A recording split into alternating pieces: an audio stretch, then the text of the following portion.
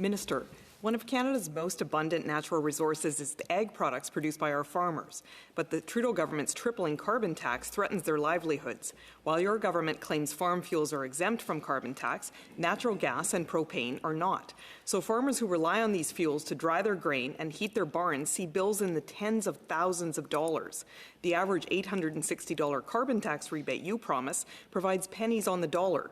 Canadian farmers are already careful environmental stewards, but they pay the Trudeau carbon tax on fuel, they pay it on fertilizer, and they pay it on transporting grain and cattle to market again and again and again.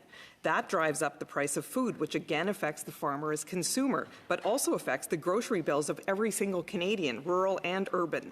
When will your government axe the carbon tax on all farm fuels and give our farmers and all Canadian consumers a much-needed break? Minister Wilkinson. Thank you for the question, and thank you, Senator.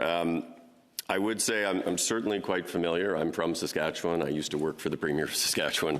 And I certainly understand the agriculture sector and some of the concerns that have been raised. I would say that the price on pollution is an important component of actually fighting climate change, both in terms of reducing emissions, but also in terms of incenting innovation and the development of technologies that can actually be zero or ultra-low emitting. We have put into place a retail rebate, including in Saskatchewan, where 80% of families actually get more money back than they pay in the price. We also have come forward with a rebate for farm families to try to address the issue that you raised, which was not addressed previously, but there is a rebate at this point in time.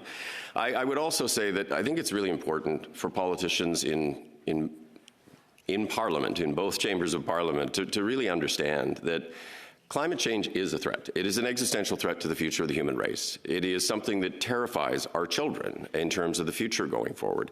It is not a responsible position for any political party to make that simply averts our eyes to the climate crisis. We must have thoughtful approaches. It should be on the part of all political parties. And from our perspective, putting a price on pollution, it shouldn't be free to pollute anywhere in this country, putting a price on pollution is an important component of having a credible climate plan that also accounts for the economic realities.